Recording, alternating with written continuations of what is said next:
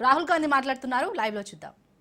संस्था में कौन कौन बैठा हुआ है? तेलंगाना में हमने काम शुरू कर दिया, कर्नाटक में हमने काम शुरू कर दिया और ये क्रांतिकारी निर्णय होगा. भाई और बहनों, 90% आबादी को पता लग जाएगा कि इस देश में हमारी कितनी भागीदारी है. 90% को आज आपको दिख रहा है. पिछड़ों को यह भी नहीं मालूम कि देश में उनकी कितनी आबादी है. कितनी शर्म की बात है.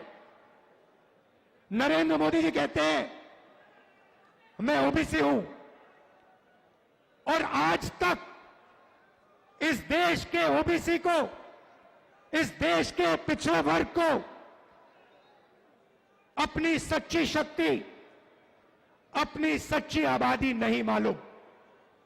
यह पिछड़ों के खिलाफ अन्याय है, यह दलितों के खिलाफ, आदिवासियों के खिलाफ अन्याय है. इसीलिए हम जाति जनगणना लागू करेंगे, पूरे देश में लागू करेंगे और दूध का दूध, पानी का पानी हो जाएगा. सबको पता लग जाएगा कि जुडिशियल सिस्टम में हमारे कितने लोग हैं. प्राइवेट अस्पताल किसके हाथों में है? प्राइवेट कॉलेज यूनिवर्सिटी किसके हाथ में है? ये बड़े बड़े जो बिजनेसेस हैं किसके हाथ में? सब दूध का दूध, पानी का पानी हो जाएगा. और नरेंद्र मोदी जी डरते हैं, ये करवाना नहीं चाहते, नहीं कर सकते और कभी नहीं करेंगे. और पार्लियामेंट में मैंने इनके सामने एक और बात बोल दी कि ये जो 50% की रिजर्वेशन की दीवार बना रखी है कि 50% से ज्यादा रिजर्वेशन जा ही नहीं सकता, इस दीवार को भी हम लोकसभा में, राज्यसभा में तोड़कर परे कर देंगे. कोई नहीं रोक सकता इसको. रिजर्वेशन को 50% से ज्यादा हम करेंगे, हमारे स्टेट्स में करेंगे और नेशनल लेवल पे दिल्ली में हम कानून पास करके इसको, दीवार को तोड़ेंगे. भाई और बहनों, सबसे जरूरी बात, यह अंबेडकर जी का जो संविधान है, जिसका अपमान कुछ दिन पहले मोहन भागवत जी ने किया. वो कहते हैं कि इस संविधान ने हमें आजादी नहीं दी,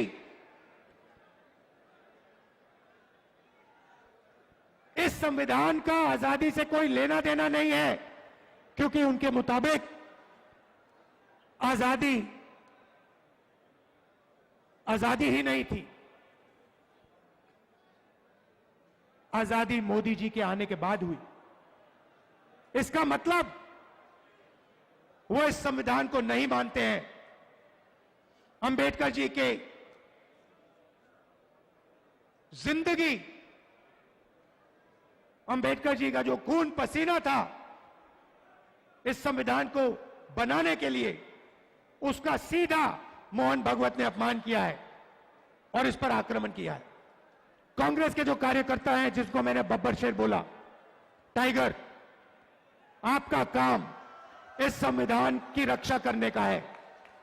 जहां भी आरएसएस के लोग, बीजेपी के लोग इस संविधान पर आक्रमण करते हैं, जहां भी वो गरीबों को कुचलने की कोशिश करते हैं, जहां भी वो कमजोरों को मारने की कोशिश करते हैं, कांग्रेस पार्टी के कार्यकर्ता को वहां जाकर, पत्थर जैसे वहां जाकर खड़ा हो जाना चाहिए, चट्टान जैसे वहां खड़ा हो जाना चाहिए कि मैं नहीं होने दूंगा, मैं संविधान की रक्षा करूंगा.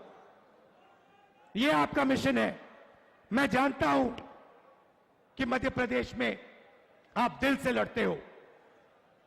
मैं जानता हूं कि आप पर अत्याचार होता है, आप पर आक्रमण होता है, मगर आप पीछे नहीं हटते हो.